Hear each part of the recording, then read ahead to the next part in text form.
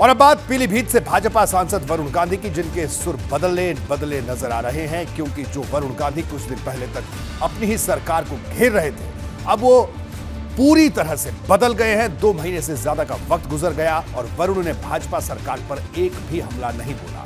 अब माना जा रहा है कि पार्टी के लिए वरुण का और वरुण के लिए भाजपा का मन नरम हो गया है। चर्चा तो यहां तक है कि वरुण को फिर एक बार भाजपा की तरफ से चुनावी टिकट दिया जाने वाला है। हालांकि इस पर दोनों तरफ से कोई खुलकर कुछ नहीं कह रहा।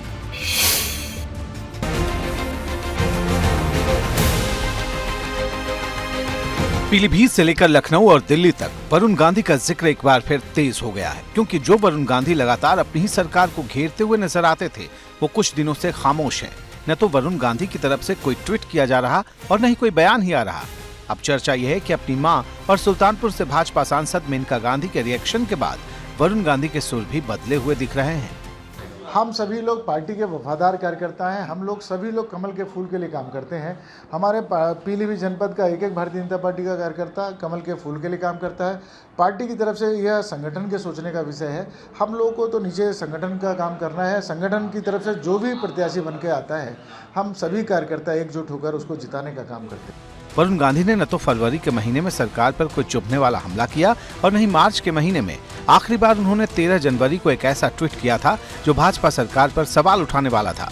इस ट्वीट में उन्होंने शिक्षा मित्रों की आवाज उठाई थी और लिखा था कि आखिर क्यों शिक्षा मित्र सिर्फ चुनाव में ही याद आते हैं। यानी अब 2 महीने से भी ज्यादा का वक्त बीत चुका है और वरुण गांधी भाजपा सरकार को लेकर नरम है। उधर दूसरी तरफ भाजपा के नेता भी वरुण गांधी को लेकर इसी तरह नरम नजर आ रहे हैं। यूपी में भाजपा ने 80 सीटें जीतने का लक्ष्य तय किया है और पीलीभीत से लेकर सुल्तानपुर तक वो कोई रिस्क लेना नहीं चाहती। अब माना जा रहा है कि वरुण गांधी और मेनका गांधी को भाजपा 24 के चुनाव में भी टिकट देगी, क्योंकि कुछ दिन पहले मेनका गांधी ने ये कहते हुए गेंद पार्टी के पाले में डाल दी थी कि वो भाजपा में ही रहेंगी और टिकट देना न देना पार्टी पर निर्भर करता है। मैं बीजेपी में हूँ और रहूंगी और ये पार्टी के ऊपर है कि वो मुझे टिकट दे या ना दे। ठीक है। चर्चा इस बात की है कि वरुण और मेनका गांधी का टिकट काटकर पार्टी अपनी जीती हुई सीट पर दांव नहीं खेलना चाहती। यही वजह है कि 24 के चुनाव को लेकर दोनों नेताओं के टिकट की राह आसान मानी जा रही है। हालांकि अंतिम फैसला क्या होता है, ये आगे देखने वाली बात होगी। Bureau report, ABP Ganga. और अब आपको ये बताते हैं कि वरुण गांधी को लेकर भाजपा तमाम अटकलों के बावजूद नरम क्यों है, इसको भी समझना जरूरी है।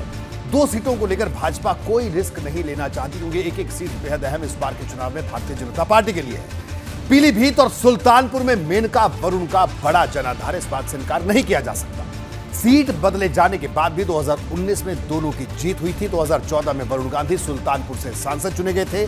2014 में मेनका गांधी पीलीभीत से सांसद चुनी गई। वरुण को 2019 में पीलीभीत में 60% के करीब वोट मिले थे। मेनका गांधी को 2019 में सुल्तानपुर में 45% से ज्यादा वोट मिले थे।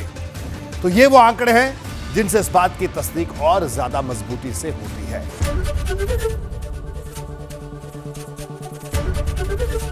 एबीपी गंगा, खबर आपकी, जुबान आपकी।